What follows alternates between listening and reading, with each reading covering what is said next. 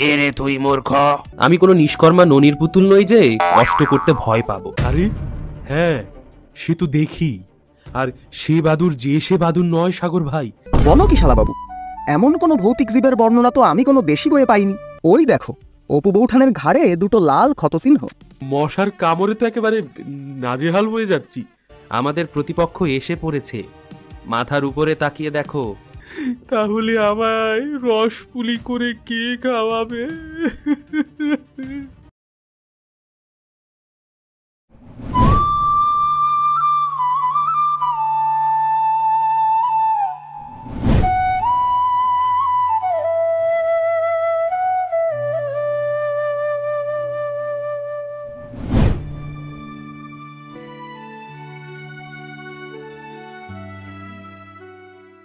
সাগর, সাগর, এখনো শুয়ে শুয়ে বই পড়ে যাচ্ছিস? তোকে যে বললাম বাজারে গিয়ে তোর জামাইবাবুকে এগিয়ে নিয়ে আয়। অত মালপত্র নিয়ে একা একা মানুষটার আসতে অনেক কষ্ট হয়ে যাবে। আমার কথা তো কানেও তুললি না।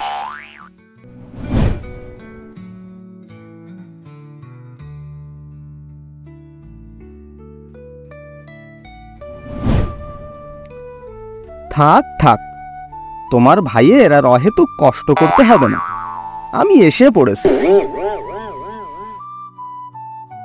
না জামাই বাবু, তোমাকে আর স্মার্ট করা গেল না।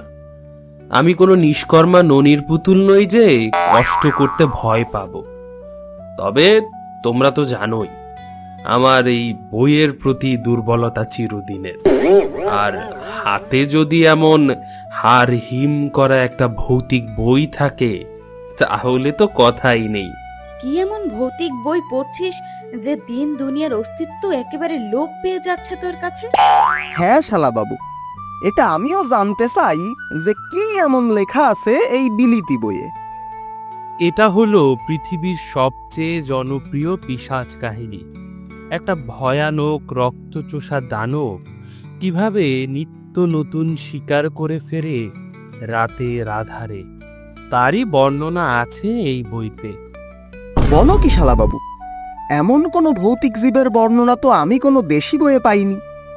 তো এই ভূতকে দমন করার কোনো উপায় কি কিছু লেখা আছে তোমার এই বইতে?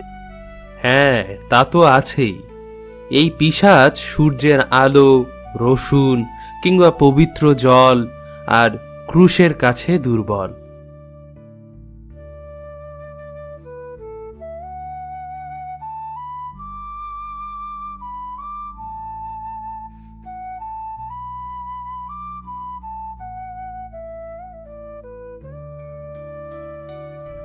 কি গো অনিমেষ ভায়া, তোমাকে এমন শুকনো শুকনো দেখাচ্ছে কেন? রাতে ভালো ঘুম হয়নি নাকি? ঘুম আর কিভাবে হবে বলো? খুকির মায়ের চিন্তায় খাওয়া ঘুম সব পালিয়ে গেছে। কেন অনিমেষ দাদা, কি হয়েছে অপু দিদি ভাইয়ের? কিছুদিন আগেও তো ওর সাথে দেখা হলো আমার, তখন তো ওকে বেশ সুস্থই দেখেছিলাম। আরে তখন তো সে সুস্থই ছিল, কিন্তু এই গন্ডগোল হয়েছে এই 2-3 দিন যাবত। খুকির মাটা আমার রক্ত শূন্যতায় একেবারে শুকিয়ে গেছে। কবিরাজ কোনো রোগ পাচ্ছে না যে ওই চিকিৎসা করবে। এখন আমি কি যে করি বুঝে উঠতে পারছি না। অপু দিদির অসুখ আমি মনে হয় ধরতে পেরেছি অনিমেষ দাদা। তুমি আমায় শুধু এটা বলো তো, গত 2-3 দিন রাতে তোমাদের বাড়ির আশেপাশে কি কোনো প্রকাণ্ড আকৃতির বাদুড়ের দেখা পেয়েছো তুমি? আরে হ্যাঁ, সে তো দেখি। আর সে বাদুর যে সে বাদুর নয় সাগর ভাই। আকৃতিতে সে একটা মানুষের মতো, তার ওই চোখে আগুনের ভাটার মতো জ্বলে।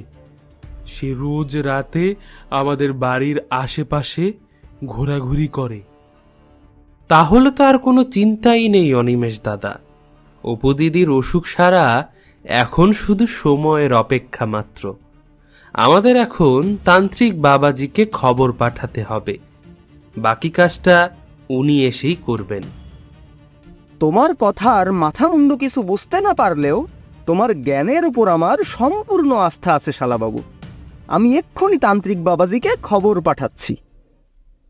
আমাদের এখন অপু দিদির ঘাড়ের কাছে কোনো ক্ষতচিহ্ন আছে কিনা সেটা নিশ্চিত হতে হবে। ব্রাম স্টোকারের মতে এই জাতীয় নিশাচর পিশাচেরা যার শরীর থেকে রক্ত খায় তার ঘাড়ে দুটো সূচ ফোটানোর মতো ক্ষতের সৃষ্টি হয়। তুমি ঠিকই ধরেছ শালাবাবু। ওই দেখো, অপু বৌঠানের ঘাড়ে দুটো লাল ক্ষতচিহ্ন।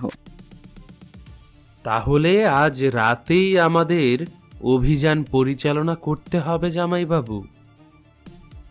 ঠিকই বলেছ শালাবাবু, আজ রাতেই হবে এই রক্তচোষা পিশাচের অন্ত।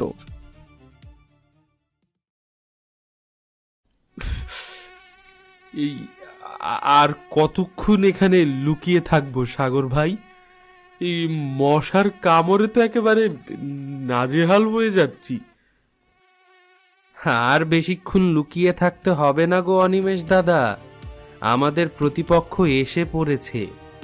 মাথার উপরে তাকিয়ে দেখো, সেই প্রকাণ্ড বাদুর এসে গেছে।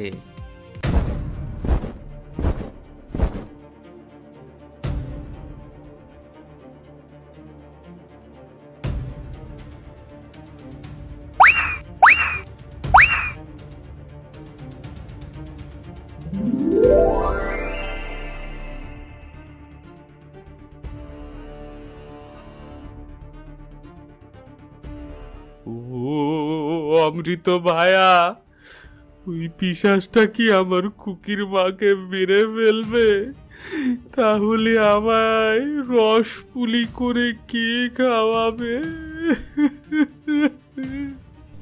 ধৈর্য ভায়া ধৈর্য, আমরা থাকতে কিছুই হবে না তোমার খুকির মায়ের। তান্ত্রিক বাবাজি এই এলো বলে।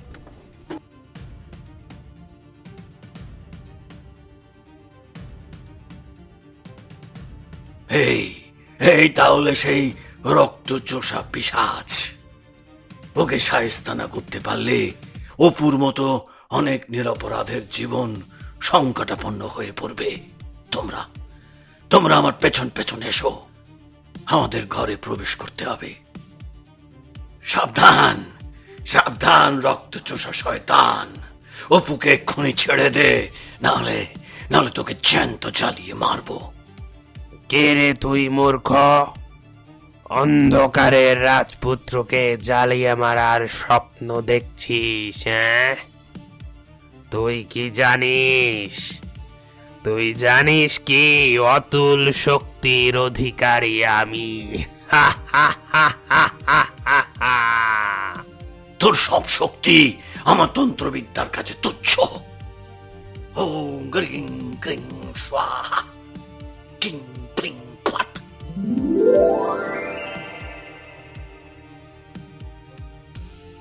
ধন্য ধন্য আপনার তন্ত্রবিদ্যা বাবাজি, এত ভয়ানক এক পিশাচকে কত সহজে শেষ করে দিলেন। ঈশ্বরের অমোঘ শক্তির সামনে কোনো কালো শক্তি বেশিক্ষণ টিকে থাকতে পারে না সাগর। এটাই এটাই চিরন্তন সত্য। এখন এখন অনিমেষ, তুমি অপুর খেয়াল রাখো।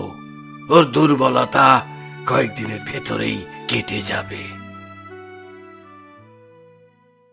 না বন্ধুরা, আপনাদের আর স্মার্ট করা গেল না।